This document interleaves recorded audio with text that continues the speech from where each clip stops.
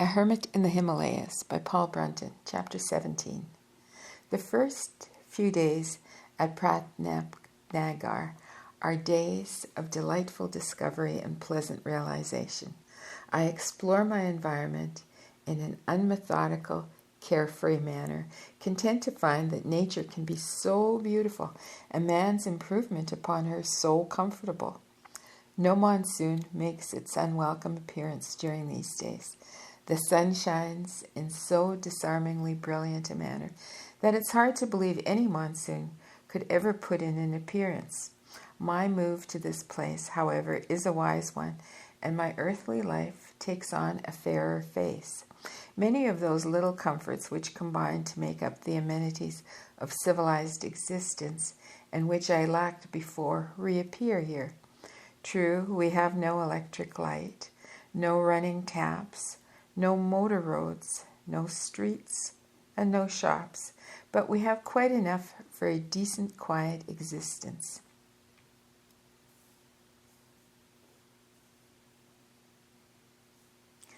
And even if those 5 things are absent, the corollaries which generally accompany them, noise, nerves, political agitation, riots, and rumors of war, are equally absent, and so far as I'm concerned, may easily be dispensed with. No traffic hoots and toots past my door. No telephone bell rings every 5 minutes. The news in the Gazette, which comes by post, has already been forgotten by all other readers when my eyes first light upon it, and perhaps may just as well be forgotten as soon as I read it. Nor do I have to pay for the happy privilege of hearing countless noises coming over the ether under the name of jazz.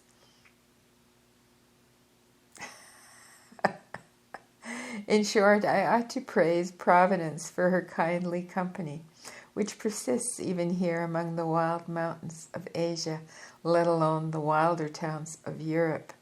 I find myself above the clouds, surrounded on every side by lofty ranges and ridges of Himalaya, as in my former abode.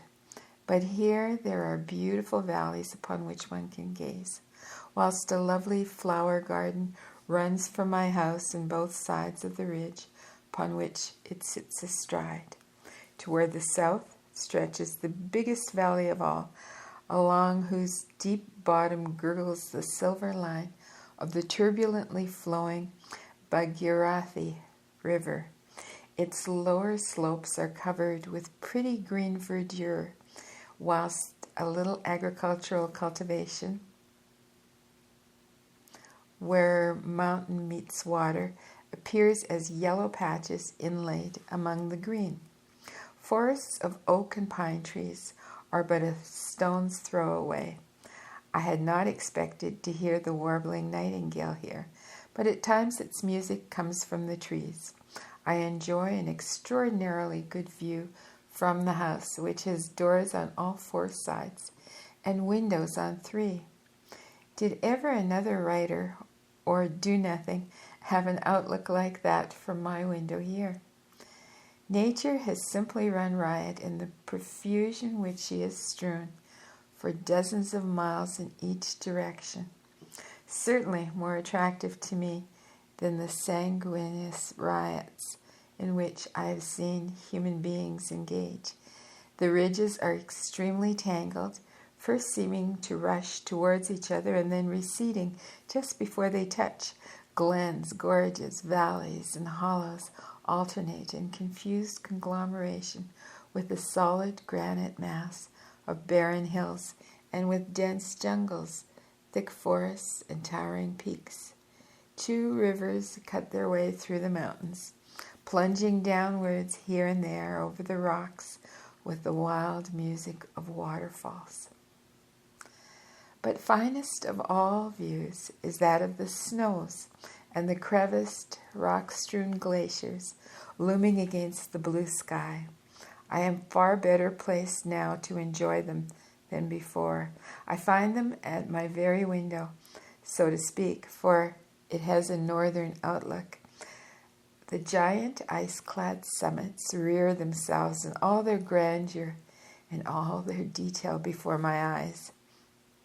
Their nearness provides me with a sense of inspiration, which is sometimes overwhelming, whilst the complete clarity of their fronts is irresistibly fascinating. Some peaks are sharp ones, others are great humps. One by one, I pick them out on the long 100-mile line which confronts me and which so effectively bars all sight of Tibet from my gaze.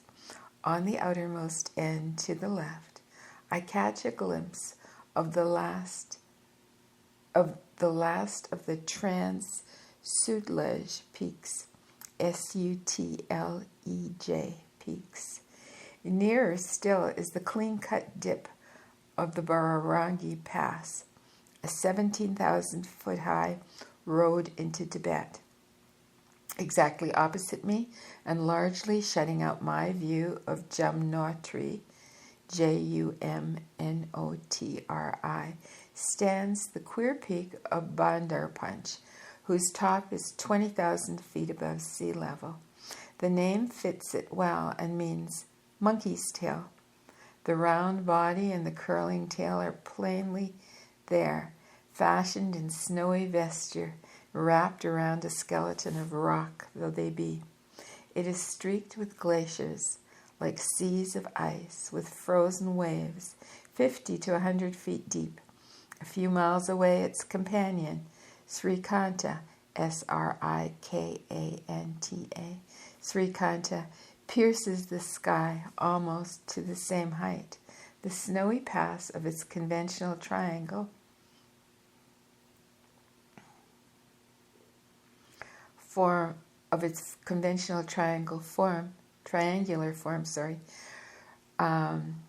rises to a vertical precipice and embodies all one's preconceived notions of what a Himalayan peak should be.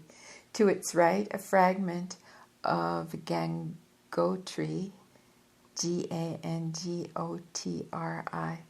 emerges from its sheltering back, overshadowing at a point 8 miles distance and 10,000 feet high, the ancient temple, which is the Mecca of the more adventuresome of pilgrims throughout the summer, because it is near the glacier source of India's holiest river, the Ganges, or rather of the Bhagirathi, which is the chief feeder of the Ganges, which flows deep below my house at the foot of the ridge.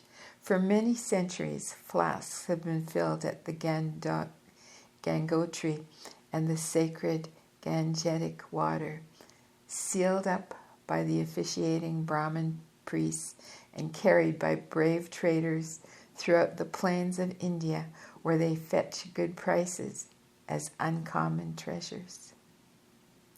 Still, traveling along the white line, my eyes recognize Kedarnath, Kedarnath, another sacred mountain group, whilst my ears detect the muffled boom of an avalanche which has broken and fallen away at some point in the line. The steep scarp hills of Kedarnath soar upward to nearly 23,000 feet, although on the other side they dip but gently towards Tibet. Kedarnath protects with its gigantic body of jointed granite the hoary old shrine in the valley below. This shrine marks a place where the story of India's earliest religious epic, the Mahabharata, culminates. It is the favored resort of the yellow-robed holy men who come up during the tolerable summer months from all parts of the Indian plain. Here too, they say, came their famous prototype and teacher, Shankara Acharya, Shankaracharya, 2,000 years ago, and falling into a spiritual trance, died in perfect peace. His present-day imitators, alas, are less worthy, and one wonders whether they can fall into any trance, spiritual or otherwise, or whether they will die even imperfect peace. Be that as it may, those who have the hardiness and courage to come to Kedarnath, Kedarnath,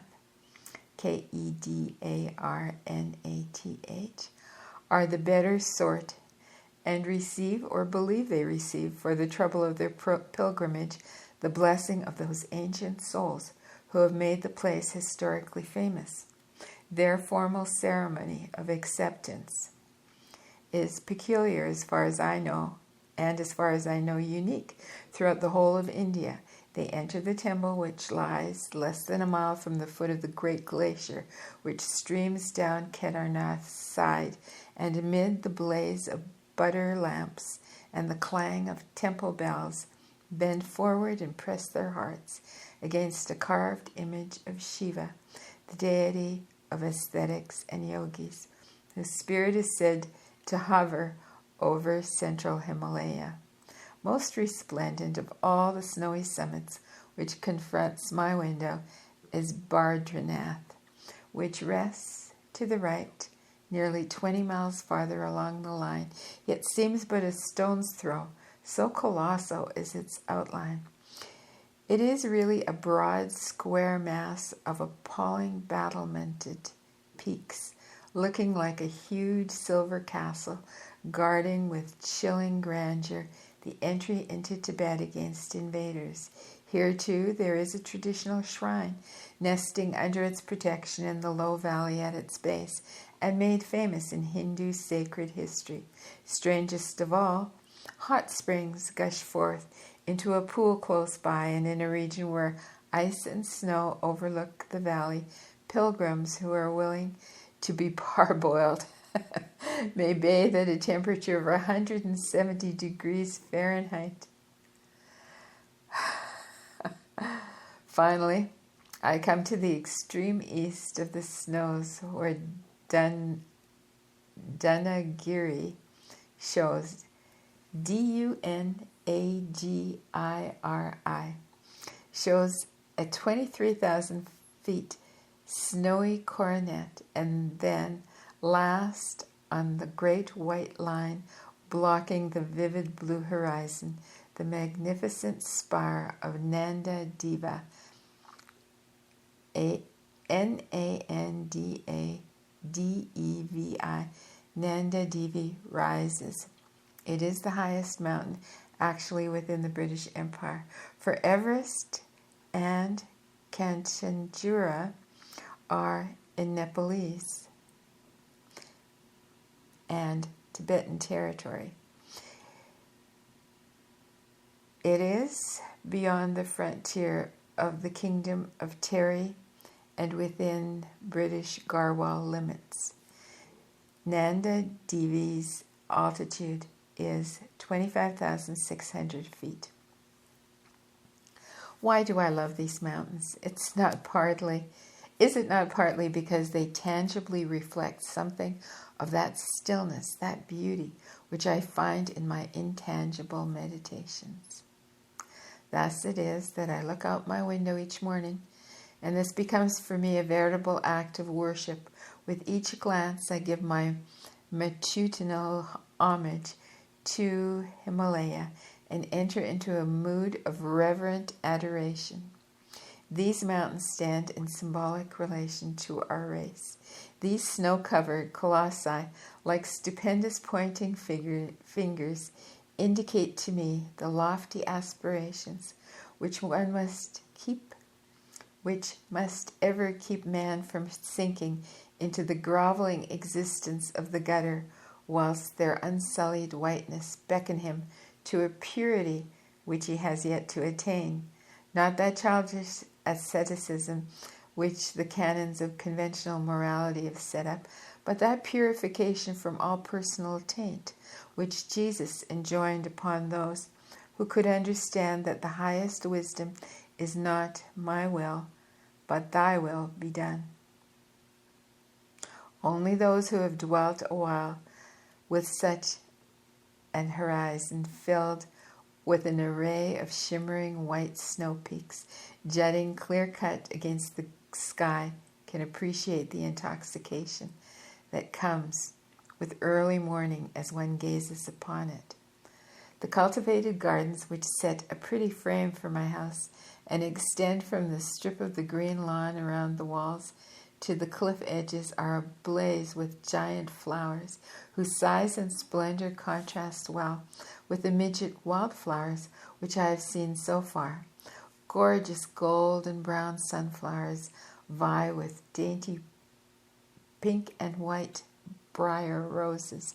Slender stems of verbena, verbena, with a heavy fragrance, are comrades to little star clusters of candy tuft, with their whitish flesh-colored petals. One pretty flower group shows a profusion of bluebell-shaped heads. Another is a perennial bearing sprays of sweet lilac petals. Dark blue hyacinths and flame-like crocuses grow out of the russet ground. Amid the beauty of these and other varieties, my color-loving heart may well be content. Large-looking gray lizards with long rat-like tails and suspicious winkless eyes constitute quite an appreciable population of the crannies and crevices below the sides of the paths in this garden. I like to play hide and seek with them, just as they like to come out, climb on the path, and bask in the sunshine until my intruding human feet frighten them off.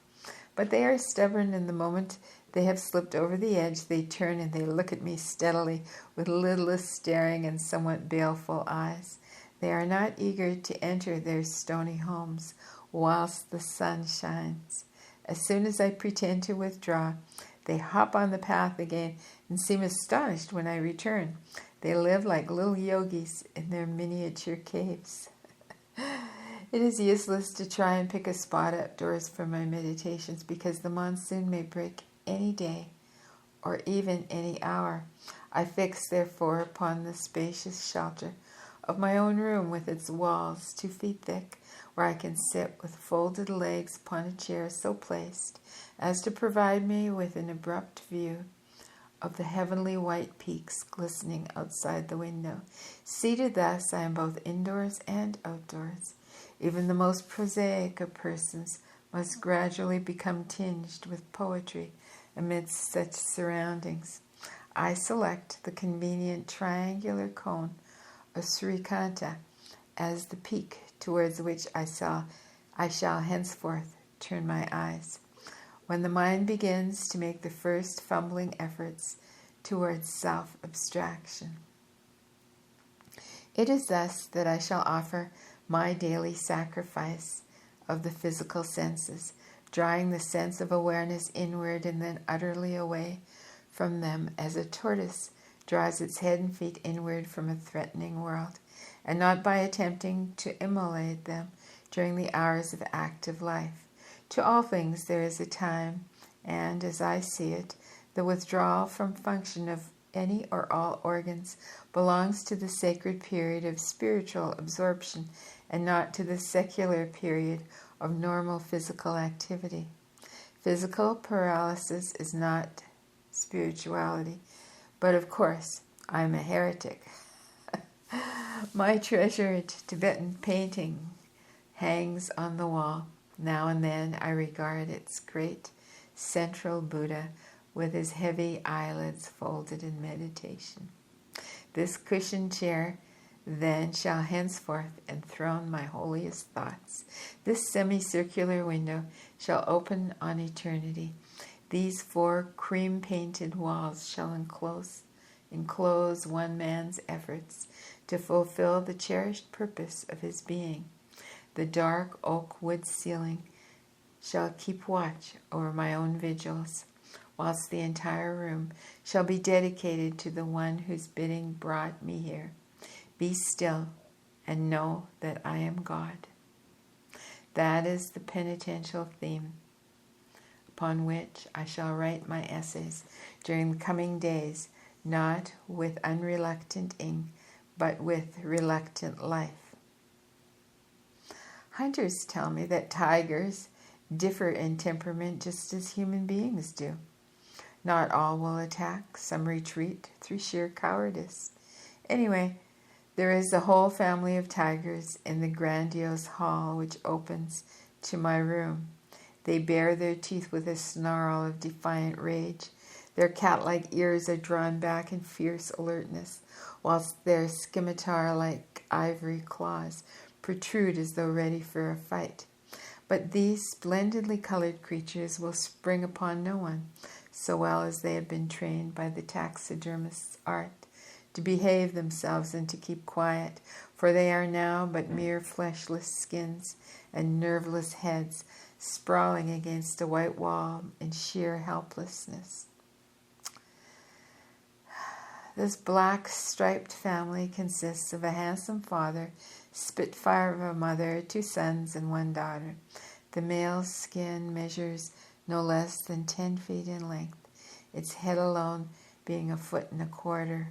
Alive and filled, it probably weighed over 600 pounds. Dead and empty, it's been reduced to much less than 1/10 of that amount. Yet its beauty and majesty still remain. Nature has thoughtfully provided these mountain tigers with thicker fur coats than their relatives of the low-lying plains, I observe. All the family were shot upon the mountain slopes around here some years ago, but now tigers have ceased to trouble the vicinity, whose chief forest population are shaggy black and brown bears, leopards, and those fierce creatures, black-spotted panthers. The prevalence of these animals constitutes such a nuisance that I've been warned from the first morning not to venture out after dark. The caretaker tells me that a panther once leapt on this peaceful green lawn which stretches around the house, and in broad daylight attacked 3 dogs which were dozing in the sunshine. It killed 2 and dragged the 3rd away into the adjoining forest before it could be rescued. Even bears come waddling out of their dens, grunting and roaming to the very doors after nightfall, searching the garden for tasty roots or attempting to climb the apple tree. Every night, soon after I have ensconced myself between the blankets, and sometimes much later, I hear a couple of shots being fired by one of the soldiers who guards the palace and its gardens. The sounds are signals of Brunton's prowling habits, which he cannot change even despite these regular and unfailing deterrent warnings. In a tiny hamlet a few miles from my former home, I had been told of a villager who had been killed during the winter by a bear. This was most unusual because bears do not seek to kill, but to wound the victims. That unpleasant trait renders them the most vicious of all forest animals. Other beasts attack and kill human beings when driven by the natural hunger for food, but the bear attacks men out of sheer spite and malice, and then shambles off again. It cannot bite them successfully because it lacks carnivores, so it claws them instead. One afternoon, a man arrives at the house in a pitiable state. He has been attacked by a rampaging bear only half a mile away, and in brilliant sunlight. His head is broken open. One eye has been torn. His face and shoulders and arms are a mass of ugly wounds. His clothes are in pieces and clotted with blood. The poor fellow has claw marks and deep gashes all over his breast. Fortunately, the palace doctor is still in Prattabnagar, although due to go on leave within a few days. The bear's victim is patched up. His wounds are stitched, the bleeding stopped, and his head and arms swathed in bandages. The next day, when the poor fellow has rested and recovered himself somewhat, I hear the story of the encounter. He is a young-looking man, and I surmise an educated one. He is probably a Brahmin by caste. Quote, I write letters and petitions for those who are illiterate. he tells me. 2 days ago I left my village to travel on foot to Terrytown, where I had some business to attend to. My servant, a small boy 10 years old, accompanied me. Yesterday afternoon at about 5 o'clock I was nearing the point where the mountain path forks into two, one going upward to the top of this ridge and leading to the palace, and the other turning downward to the river valley along which lies Terry.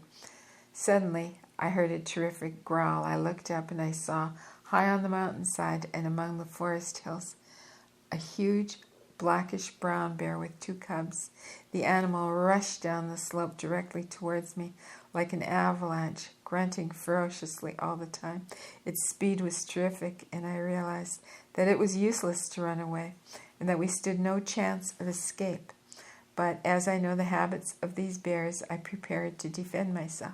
The only weapon I had was an umbrella. I pushed the weeping boy behind me in order to protect him, shielded my face with my left hand, and held the umbrella forward with my right.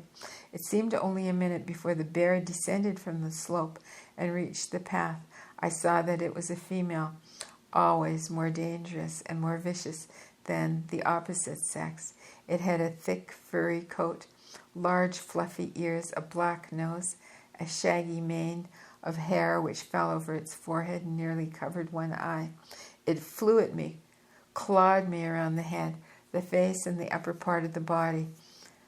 I jabbed my umbrella into its angry face until the cloth shade was torn to shreds. After the beast had wounded me frightfully several times, and when 4 or 5 minutes of this terrible fight had passed, the bear seemed satisfied with what it had done and returned to its cubs in the forest. I was glad I could save the boy from being injured. I then managed to stagger here with the blood streaming along the trail all the way. Such is the unfortunate man's narrative. It proves plainly that every mountaineer in these parts, knows that bears do not desire to kill a man, but will make for him on sight merely to maim and disfigure him for life. The toll of deaths from wild beasts and poisonous reptiles may be fairly heavy in India, although it is chiefly among cattle, but I do not think that it is any worse on a percentage of population than the toll of deaths from motor car accidents in the West. The average Occidental does not realize that nowadays the automobile has become no less dangerous to him than the tiger and the cobra is to the average Indian. In India, where some parts are so infested that snakes and scorpions may sleep behind almost every stone, and wild beasts may have their haunts in every patch of jungle or forest, the Western accident and mortality figures can hardly have been exceeded so far as human beings are concerned, although the figure of depredations among cattle must certainly be larger. The truth is that fewer forest beasts will attack a human being who does not hunt them than we think, so long as they can prey on other animals, whilst few snakes will bite him unless he accidentally treads on them or touches them, when they bite through fear that they are being attacked. Then we believe. In short, the danger of crossing a motor-infested road in the cities of America and Europe is now about equal to the danger of crossing a savage, beast-ridden forest in India.